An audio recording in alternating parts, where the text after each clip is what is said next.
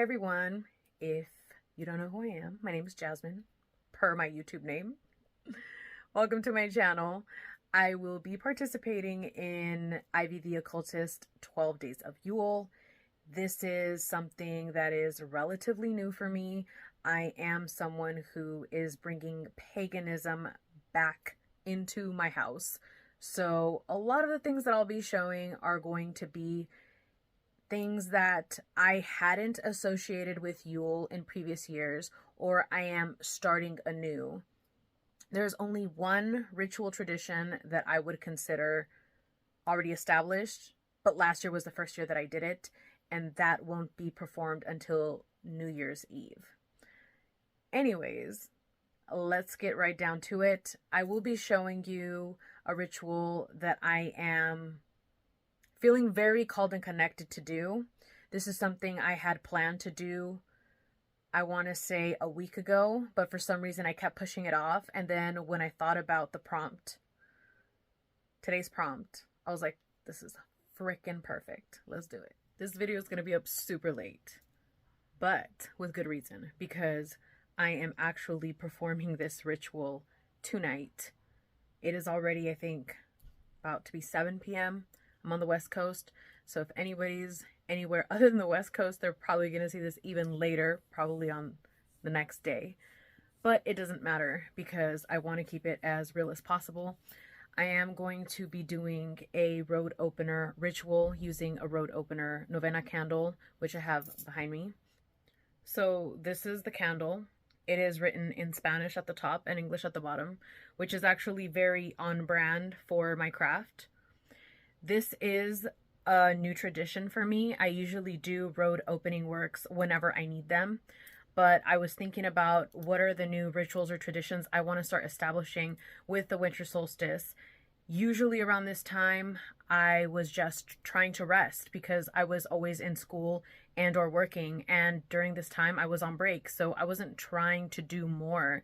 I was just trying to recover so that I could survive another quarter or another round of whatever it is that I was putting myself through.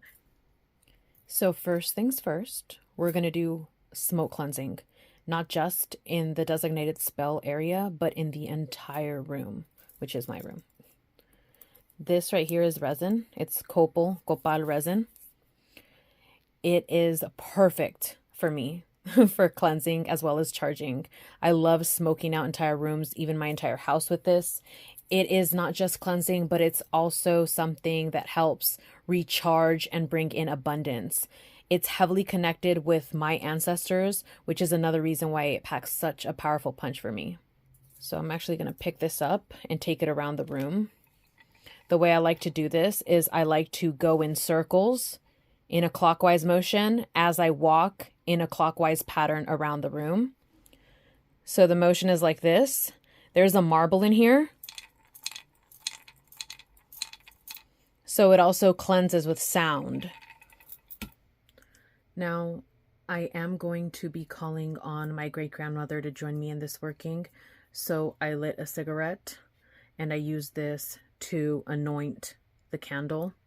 She was a heavy smoker, that's why I'm using a cigarette. I have a puro, which would be more of like a cigar, but that one I use more for when I'm doing smoke cleansings on people. I also light a dragon's blood incense cone because I will also be calling upon my dragon allies. Okay, so here surrounding the main candle is black witch's salt, ash, orange peel, red roses gifted to me from my partner that were dried out, dried rue, and a little something extra. I have a petition underneath here. I don't want to move it, but it's there. These smaller chime candles on either side are what I call tribute or feeder candles to further charge the work. And I burn these 1, 2 each day until this is fully burnt out. That's just what I like to do. I don't do it every single time, but I like to feed my candle workings quite a bit.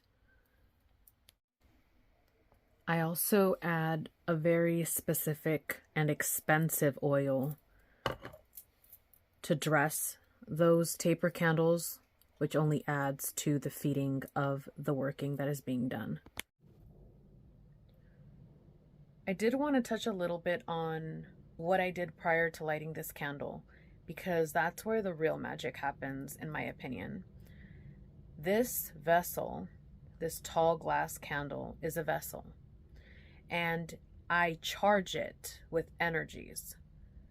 My visualization, the way that this kind of works, to like not make a long story, is pouring energy into it until it almost bursts out, or it does. But the reason I kind of don't want to use the word burst, because I don't want the glass to crack, even though this is going on in here, right?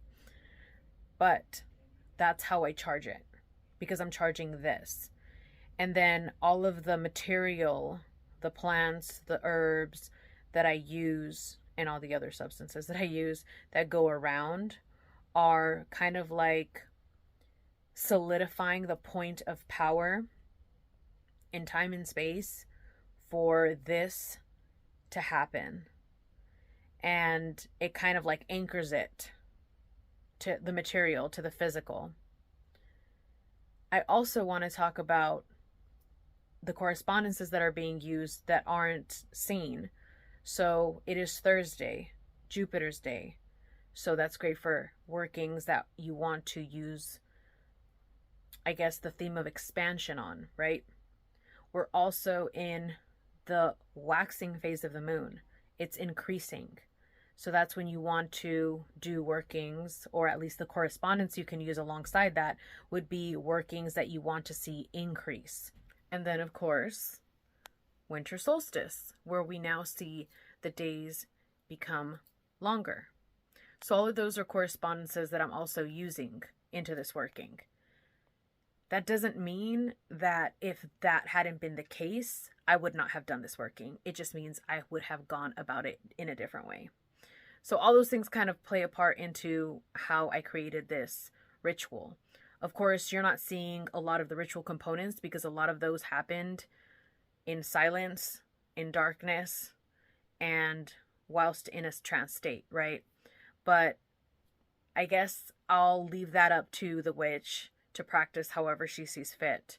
But yeah, this is pretty much my ritual. It's pretty simple visually, I think. But like I said, a lot of the magical things that happen more so on the astral. But I hope you enjoyed it.